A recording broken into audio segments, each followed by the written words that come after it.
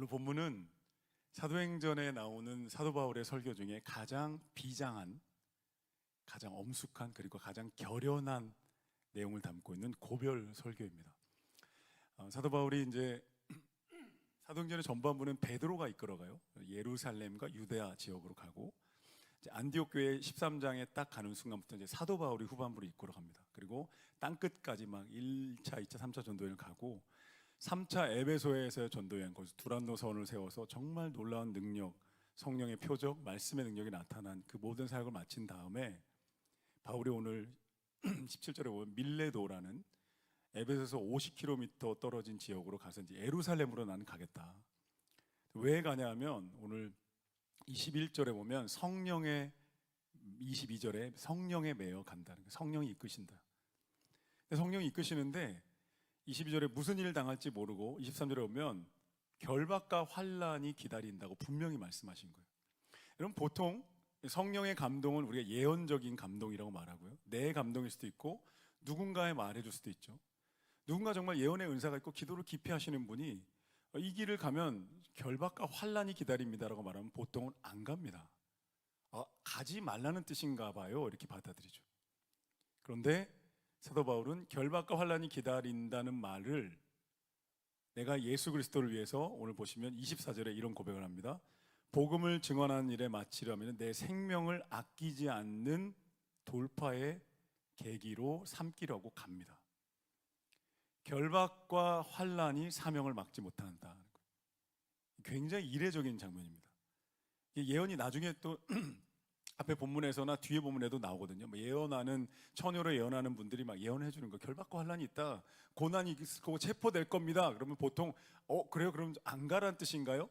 보통 이렇게 생각하는데 바울은 관계 없습니다. 저는 예루살렘에 가야 합니다. 체포돼서 감옥에 갈지라도 저는 복음을 전하러 가는 겁니다라고 뚫고 가요.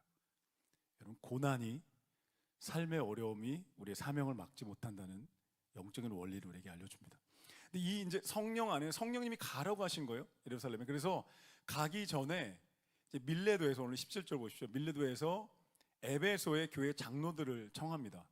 거의 두란노선에서 1년 6개월 넘게 정말 능력 있는 사역을 행했고, 거기에 이제 아볼로와 브리스길라가 남고 이러면서 굉장히 강력한 교회가 세워져요. 그래서 사도행전에 나오는 초대교회가 세 가지가 있는데, 처음에 예루살렘 교회, 그리고 선교적 모교회죠. 모교회 중에 모교회. 두 번째 선교적 교회는 안디옥 교회가 중간에 나오고, 마지막에 에베소 교회가 세워져서 요한계시록에 가면 이제 아시아 7교회를 개척하는, 교회를 개척하는 교회로 에베소 교회가 굉장히 강력하게 섰는데, 거기 이제 장로님들을 초청해서 이제 고별 설교를 하는 거예요. 어떻겠습니까? 바울이 심정이 아는 거예요. 성령의 감동으로 아는 거예요. 내가 유대인들에게 체포되고 굉장한 고난을 당할 것이다, 복음 때문에 아는 거예요, 성령 안에서. 근데 나는 가겠다 하고 장로들을 청해서 이제 고별 설교했는데, 고별 설교 내용이 뭐였을까요? 고별 설교 내용은 이제 오늘 20장 뒷부분에 가면요, 교회를 잘 부탁합니다. 교회를 잘 부탁합니다. 사도 바울이 자신이 지내왔던 시간들을 이렇게 얘기합니다. 한번 18절 보십시오. 내가 아시아 에베소에 들어온 날부터 여러분 가운데 어떻게 해놨는지 여러분 아시는데, 장로님들에게 말하고 있는 거예요. 19절에 보면 겸손과 눈물로 내가 섬겼고 시험을 참고 섬겼고, 또 20절에 보면 유익한 것은 거리낌 없이 내가 공중 앞에서나 집에서나 가르쳤고, 그 다음에 21절에 보면 하나님에 대한 회개와 예수님께 대한 믿음을, 본질적인 목회 사역을 하고 말씀을 전하면서 겸손과 눈물로 시험을 참으며 모든 시간을 내가 견뎌왔던 거 기억하시지요? 그리고 저는 이 연장선에서 예루살렘에 갈 겁니다. 그러니까 여러분, 에베소 교회를 잘 부탁드립니다. 저를 위해 기도해 주십시오라고 마지막 고별 설교를 하게 됩니다. 제가 이 고별 설교를 이렇게 설교를 준비하면서 묵상하면서, 저는 담임 목사 2년 차인데요, 사실 벌써 은퇴를 생각합니다. 15년 남았고요. 살아온 시간보다 이제 15년이 너무 짧은 거예요. 이제 56세고 그렇게 안 보인다는 소문이 교회에 자자해서 우리 성도님들 안목을 박수 쳐드립니다. 은퇴를 생각합니다. 은퇴를 할 때 어떤 말을 듣고 싶을까, 나는 담임 목사로서. 근데 제가 우리 교회 주신 하나님의 사명 선언문을 듣고 싶어요. 꼭 해주십시오. 은퇴할 때 목사님 덕분에 제가 하나님께 가까이 갔어요. 목사님 덕분에 제가 하나님과 연결됐어요. 목사님 덕분에 저와 저의 가정의 인생이 살아났습니다. 이 말 듣고 은퇴하고 싶어요. 이 고별 설교하는 느낌이 그런 거예요. 여러분 어떠세요? 여러분 장례식에 사람들이 와서 무슨 말 해줬으면 좋겠어요? 여러분 장례식에 와서 사람들이 여러분의 인생에 대해서 어떤 얘기를, 소주는 안 먹겠죠. 그렇지 않으니까 육개장을 먹으면서 이 집사님이 장로님 얘기하겠죠. 정말 속 얘기를 하겠죠. 어떤 얘기 듣고 싶으세요? 장례식에 대한 유머가 하나 있는데요. 어떤 사람이 인터뷰를 하는데 당신 장례식장에서 사람들이 찾아와서 당신 조문할 때 어떤 말 듣고 싶습니까? 그분이 이렇게 대답했대요. 저 사람 손이 움직여. 안 죽고 살아난 거예요. 자기 더 살고 싶다는 얘기예요. 이분의 인생, 이분 때문에 내가 하나님께 더 가까이 갔고 내 신앙이 행복했고 내가 하나님 사랑하고 내 인생에 살아났어요라는 여러분 그런 말 듣게 되기를, 그런 인생을 꿈꾸며 사시기를 예수님의 이름으로 축복합니다. 다일공동체에서 영성훈련을 할 때 독배 명상이라는 영성훈련 과목이 있습니다. 시간이 있습니다. 독배 명상 뭐냐면 이 앞에 잔을 하나 놓은 거예요. 채워져 있지는 않은데 독배, 독이 든 거예요. 자, 당신 이 잔을 이제 마셔야 합니다. 마지막으로 당신이 떠올리는 것 그리고 아쉬웠던 것이 무엇입니까? 썩 쓰고 5가지나 10가지 쓴 다음에 하나하나 지워가는 거예요. 마지막에 뭐가 남을까요? 대부분 뭐가 남아요? 내가 조금 더 축구에 골을 넣었어야 되는데, 골프 라운딩을 한 번 더 했어야 되는데, 명품백 꼭 샀어야 되는데, 그 여행지 내가 안 가본 게 천추한이다. 이런 거 다 기억 안 나요. 뭐가 남아요? 마지막에 거의 가족이 남습니다. 가족. 더 사랑했어야 되는데, 교회가 남을 수도 있겠죠. 하나님 더 사랑했는데, 한 영혼이라도 더 구원했어야 되는데, 이런 것들이 여러분 남는다는 거예요. 사도 바울의 이 고별 설교 가운데 그가 했던 한마디, 그가 했던 마지막 한마디, 자신의 고별 설교에서 자신의 인생과 신앙을 고백하고 그리고 에베소의 장로들 앞에 놓고 내가 부탁한 마지막 말은 무엇이냐면 24절입니다. 제가요 어릴 때 저희 집에 가훈처럼 붙어있던 액자가 2개 있었는데 하나가 이 말씀이었어요. 내가 달려갈 길과 주 예수께 받은 사명 곧 하나님의 은혜의 복음을 전하려 하면은 나의 생명을 조금도 귀한 것으로 여기지 아니하노라. 이게 붙어있어요. 제가 그걸 외웠습니다. 초등학생. 이렇게 무서운 말씀인지 몰랐어요. 초등학생이 이 말씀을 왜 외워요? 사도행전 20장 24절 말씀 아멘. 엄마 아빠가 와 우리 아들 용돈. 이게 무서운 말씀이에요. 또 하나는 아버지가 그러는데 심청사달이라는 게 기억나요. 마음이 청결하면 모든 일이 이루어진다. 심청사달이었어요. 이 말씀을 외우면서 이게 얼마나 깊이 있는 말, 무섭다기보다는요 굉장히 깊이 있는 말씀입니다. 이 말 한번 읽어볼게요. 함께 24절 읽어보겠습니다. 다 같이 시작. 내가 달려갈 길과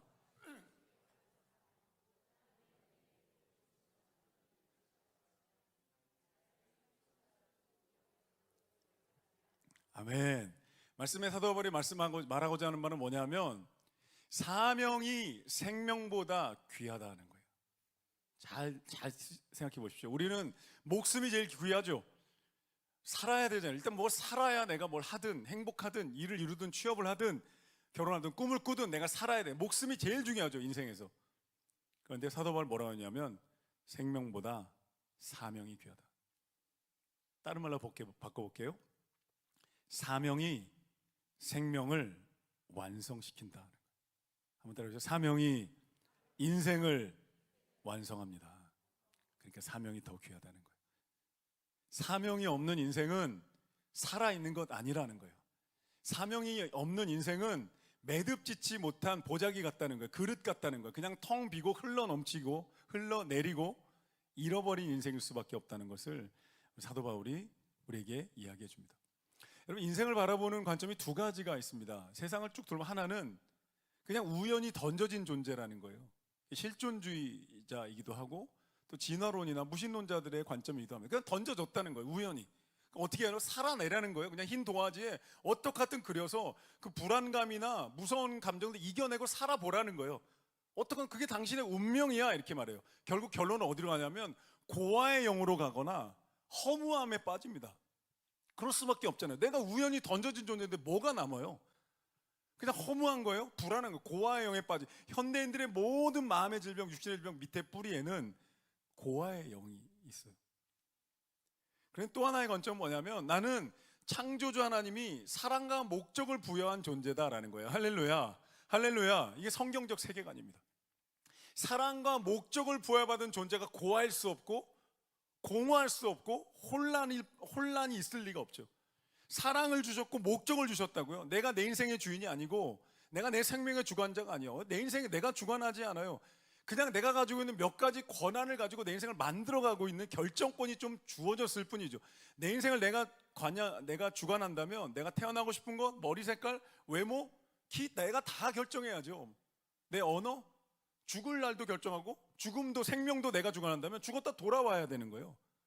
아무것도 주관할 수 없어요. 그냥 결정권 몇 가지 가진 인간들이 내가 내 인생의 주인이라고 생각하며 살아요. 사단이 끊임없이 속이는 거죠.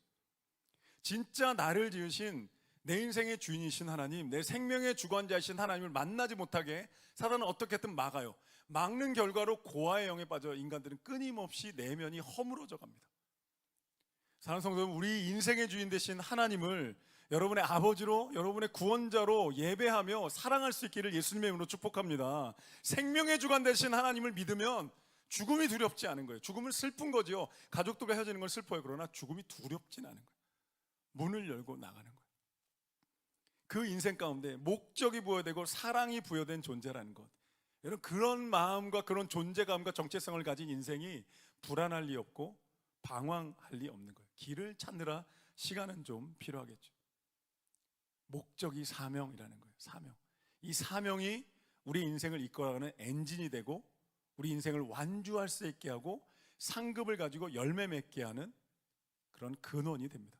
그래서 에페프 브루스라는 신약학자가 이 바울의 말씀을 보면서 이렇게 해석했어요. 바울은 자신의 인생을 경주 마라톤으로 봤다는 거예요. 출발 땅 하고 나면 완주하는 그 날이 오는데 그 완주하는 그날에 우리 주님이 서셔서 맞이해 주시는 그날이 있다는 걸 분명히 안다는 거예요. 이게 인생이라는 것입니다. 그리고 그날에 결산하시고 내 인생을 결국 채점하시는 날이 온다는 것을 알았기 때문에 사도 바울의 진짜 목적은 여기서 내가 점수 따는 게 아니라 그날에 내가 하나님께 인정받는 인생을 꿈꾸고 생명조차 아끼지 않은 인생을 여러분 살았다는 것입니다. 디모데후서 4장 7절에 보면 사도 바울이 이렇게 고백해요. 마지막에 디모데후서가 사도 바울의 유언과 같은 설교장입니다. 그러니까 오늘은 이제 예루살렘으로 가면서 고별 설교했지만 진짜 유언이 담긴 설교는 디모데후서입니다. 거기서 유언을 딱 남기고 아들 디모데에게 복음 전파의 사명을 딱 넘긴 다음에 로마에서 참수당해 죽어요. 근데 거기에 보면 사도 바울이 이렇게 고백해요. 나는 선한 싸움을 싸우고 나의 달려갈 길을 마치고 믿음을 지켰으니 이제후로는 나를 위하여 의의 면류관이 의로우신 재판장이 의의 면류관을 가지고 나를 맞이해 주실 것이다. 할렐루야. 인생에 결산할 때가 온다는 거예요. 우리 청직이라는 거예요. 우리가 가지고 있는 시간이 내가 주인이 아니라는 것입니다. 내가 청지기로 이것을 부여받았기 때문에 마태복음 20장 달란트 비유처럼 하나님을 위해, 하나님 나라를 위해 열매를 남길 것인가, 땅에 묻어둘 것인가를 끊임없이 도전하는 것이 하나님 말씀입니다. 그래서 이지스 페르난도라는 사람이 인생은 속도가 아니라 완주의 문제라고 말합니다. 한번 따라 보시죠. 속도가 아니라 완주입니다. 생명은요, 생명, 라이프, 영어로 라이프는 생명이기도 하고 인생이기도 하잖아요. 라이프 아시나요? Do you understand? You got it? 라이프는 생명으로도 해석되고 번역되고 인생으로도 번역되잖아요. 이 생명은 사명을 담는 그릇이어야 한다는 거예요. 사랑하는 청년 여러분, 여러분 인생 가운데 하나님의 영광을 위해 내가 쓰임받겠다는 결단의 기도가 있기를 예수님의 이름으로 축복합니다. 하나님의 영광을 위해 살겠다고 결단한 청년들 하나님이 그냥 두고 보시잖아요. 하나님 사랑. 여러분 저도 담임 목사인 저도 교회 사랑하고 섬기는 청년들 생각하면요 너무너무 예쁘고 사랑하고 뭐든 해주고 싶고 우리 고기 뷔페 한번 갈 때 됐는데 목사님 상반기에 바빠가지고 이제 벌써 5월 돼버렸는데 한번 가야. 목사님도 생각하면 너무 예쁘고 사랑스럽고 엄마 아빠 전도한 리니 생각하면 이뻐 죽겠는데요. 하나님 안 그러겠어요? 하나님 제가 인생을 하나님의 영광을 위해 살고 싶습니다. 제 길을 인도하시고 문을 열어주십시오. 부르짖어 기도해봐요. 하나님이 어떻게 문을 여시고 어떻게 내 삶을 인도하시는지 여러분 발견하게 될 줄로 믿습니다. 서바이벌이 목적이 아니라는 거예요. 생존이 목적인 인생이 아니고 인생 가운데 왜 살아야 하는지에 대한 사명을 가지고 살아갈 때 우리의 생명이 빛나기 시작하는 거예요. 할렐루야.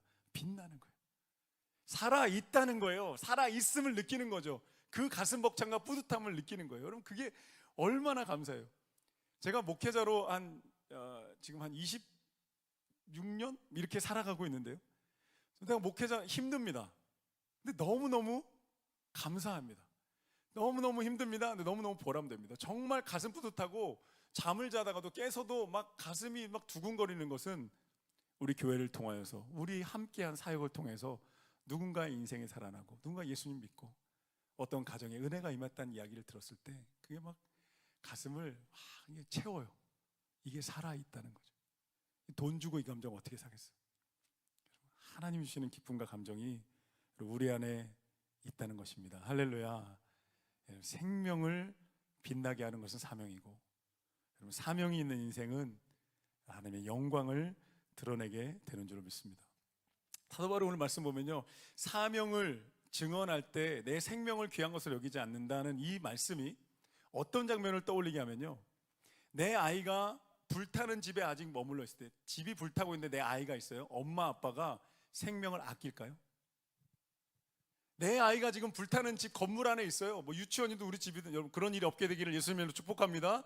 예수님의 그런 장애와 재앙과 고통은 여러분의 자녀 가운데 없을 것을 예수님의 이름으로 선포합니다. 있을 것이라는 게 아니라, 예를 들어서 그러면 엄마 아빠가 주저해요? 생명 그때 아끼나요? 안 아끼잖아요. 어떤 부모가 아끼겠어요? 일단 뛰어들어 물수건 하나 뒤집어 쓰고 들어가서 내 아이 이름 부르고 들쳐매고 내가 거기 숨질 때도 밀어내고 내 생명을 아끼지 않고 나는 죽을지라도. 그게 부모의 마음입니다. 사도 바울이 복음을 증거하는 일을 위해 생명을 아끼지 않겠다는 고백은 영혼을 구원하는 하나님이 내게 맡기신 사명에 내 생명을 드리겠다는 거예요. 인생을 드리겠다는 여러분 그의 고백입니다. 여러분 하나님 맡겨진 사명은 우리 인생을 빛나게 합니다. 무거운 짐이 아닙니다. 교회를 섬기는 사명 하나하나 여러분 무거운 짐이 아닙니다. 수고롭습니다. 그러나 고린도서 15장 58절에 보면 사랑하는 성도가 너희의 수고가 헛되지 않고 견실하며 흔들리지 않고 주께서 기억하시고 기뻐하신다고 말씀합니다. 여러분 함께 이 사명의 길을 완주할 수 있기를 예수님으로 축복합니다. 뭔지 모르겠다. 교회를 위해 충성하는 거예요.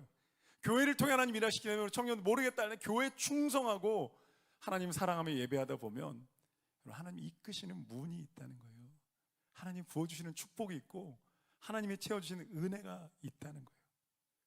생명을 아끼지 않는, 다른 어떤 것도 아끼지 않는 저 여러분 되기를 간절히 소망합니다. 아멘. 반주시겠어요. 요즘 우리 하나님의 숨결에서 느헤미야서 4월 달에 묵상하고 이제 5월 달로 끝납니다. 하나님의 숨결 책을 만들면서 이제 여러 가지 피드백을 통해 막 계속 조금씩 바꿔보고 이번 5월호는 또 글자도 한번 크게 해봤어요. 어떤지. 크게 하니까 좀 약간 분위기가 애매하긴 합니다. 너무 커서. 근데 최근에 받은 피드백 중에 본문을 조금 더 이해할 수 있게, 초보들이 이해할 수 있게 이제 문맥이나 상황이나 해설, 그리고 어떤 걸 나에게 적용했는지에 대한 해설을 좀 길게 해주셨으면 좋겠다. 그래서 목회자들과 함께 6월호부터는 그렇게 하려고 그래요. 그래서 본문을 좀 이해할 수 있게 어떤 부분을 나한테 적용해야 되는지를 해설을 만들려고 합니다. 하나님 숨결로 함께 말씀 묵상하시는 분들에게 하나님의 놀라운 은혜가 깊이 있는 성령의 역사가 있기를 간절히 축원합니다. 4월 달에 느헤미야서를 함께 묵상하고 있는데요. 새벽 설교도 이제 하나님의 숨결로 하고 있는데요. 느헤미야서가 어떤 책이냐면 이제 바벨론 포로로 70년을 끌려갔다가, 그리고 이스라엘 망해서 끌려갔죠. 그리고 돌아온 귀한 공동체 이야기예요. 얼마나 폐허가 되고 얼마나 외롭고 힘들었겠어요. 성전도 폐허가 되고 성벽도 폐허가 되고. 근데 느헤미야가 와서 성벽을 재건하는데 느헤미야서에 보니까요 거의 5번 정도의 명단과 족보가 나옵니다. 근데 하나님의 숨결에 명단과 족보가 새벽에 딱 나오니까 막막한 거예요. 여러분 그렇지 않아요? 성경 읽다 보면 창세기 읽는데 갑자기 족보가 막 아담이 죽고 에녹이 죽고 그 다음에 갔더니 막 이스마엘의 족보가 나오고 막 레위의 명단이 나오고 막 출애굽기에 민수기가 오면 12지파의 명단이 막 3장 4장에 걸쳐. 이거 어떻게 이해하라는 거냐. 사실 목회자도 잘 모릅니다. 성경학자들의 연구와 그들의 이제 메시지를 보면서 우리도 공부해야 하는데요. 느헤미야서에 5번이나 명단이 이만큼 나오는 거예요. 3장에 성벽을 재건한 자들의 명단, 7장에 포로 귀환한 이들의 명단, 10장에 언약을 맺은 자들의 명단, 11장에 예루살렘에 거주한 이들의 명단, 12장에 제사장과 레위인들의 명단이 쫙 나와요. 이게 무슨 무림이에요? 진짜 많거든요. 창세기에만 족보가 10번 나옵니다. 마태복음 시작할 때 어떻게 돼요? 아브라함과 다윗의 자손 예수 그리스도의 계보를 쭉 낳고 마리아가 예수를 낳고. 왜 그걸 적어놔요? 성경에서. 이 지금부터 제가 한 1분 정도 하는 말씀을 기억하면 나중에 그런 명단을 볼 때 하나의 메시지를 마음에 떠올리시면 좋겠어요. 왜 적어놨을까요? 왜 그렇게 우리 일단 새벽엔요 잠도 덜 깼죠. 눈도 침침합니다. 일단 마짜다와 오바냐가 유두고 읽기도 힘들어요. 왜 적어놨어요? 왜 그 수많은 사람들의 이름을 하나도 빠짐없이 다 적어요? 왜요? 하나님 뭘 말씀하고 싶은 거예요, 여러분에? 우리에게 뭘 말씀하고 싶은 거예요? 내가 너의 이름도 안다 하는 거예요. 내가 너의 눈물, 너의 수고 안다는 거예요. 내가 너의 기도 듣고 있다는 거예요. 한 명도 빠짐없이 내가 듣고 있다. 너의 눈물의 기도, 아무도 보이지 않을 때 너의 헌신과 수고, 너가 가슴을 찌우며 하나님 사랑합니다, 하나님 도와주십시오 했던 그 기도, 아무도 몰라줬을 때 교회와 하나님 사랑했던 작은 헌금 하나 선교지에 보내고 교회 적은 걸 치우고 하나도 내가 잊지 않는다. 내가 너의 이 족보를 말해, 내가 너희의 이름과 작은 수고와 기도, 눈물도 상처도 하나도 내가 잊지 않고 다 보고 있고 다 기억할 것이다. 이거 말씀해 주시려고 적으신 거예요. 이 적혀있는 사람들 입장에서 얼마나 좋았겠어요. 하나님의 말씀의 책에요, 우리 조상부터 내 이름이 쫙 적혀있는 거예요. 내가 너의 이름을 안다. 내가 너의 수고를 안다. 내가 너의 진심을 알고, 우리 청년들의 교회를 사랑하고 반주로 섬기고 섬겼던 모든 순간들 내가 안다. 내가 너의 수고와 아픔을 안다. 아무도 몰라줘도, 사람들 아무도 몰라줘도 하나님 말씀에 나는 안다. 내가 내 책에 다 기록해 놓았다. 그리고 내가 너에게 갚아줄 것이고 또 나의 나라에서 그 상급을 준비할 테니 나랑 완주해서 만나자. 이 땅에서 열리지 않고 이 땅에서 풀리지 않는 거 있더라도 울지 마라. 내가 다 기억하고 있으니까. 그 완주가 없다면 이게 어떻게 돼요? 아무것도 아니잖아요, 우리 고생하는 것이. 그런데 시편 126편 5절에 눈물을 흘리며 씨를 뿌리는 자는 기쁨으로 그 단을 거두리로다. 완주가 있기 때문에 여기서 좀 손해보고 아프고 응답이 좀 덜 됐어도 하나님이 그날에 땅 끝에서 주님 만나는 그날에 두 팔 벌리고 주님이 착하고 충성된 내가 알아. 내가 너를 기다렸고 내가 너의 인생을 지금 맞이하며 환영하니까 완주해. 이 승리의 마라톤의 끝자락에 나와의 품에 와서 안겨라. 하나님 말씀하시는 거예요. 그래서 우리 이 길 가는 거예요. 이 땅에서 다 채워주지 않아도, 다 갚아주지 않아도 여러분에는 하나님의 완주하고 갚아주시는 그날. 그리고 우리가 바라는 것은 하나님 지금 이곳에서도 우리 하나님의 응답과 은혜를 부어주시옵소서. 하나님 그날에 주실 거 저 그렇게 기도합니다. 실제로 하나님 그날 주실 거 좀 당겨서 지금 좀 인출해 주십시오. 할렐루야. 그게 하나님 나라의 미래, 하나님 나라의 현재라는 신학 용어로 표현돼요. 지금 여기 임하는 하나님 나라, 지금 여기서 응답하신 하나님의 은혜. 할렐루야. 옆 사람 보면서 인사하겠습니다. 하나님이 당신 이름 아신대요. 한번 하나님이 당신의 눈물 아신대요. 아멘. 하나님 완주하는 그날에 내 사명 들고 하나님 만나기를 예수님의 이름으로 축복합니다. 이렇게 찬양하겠습니다.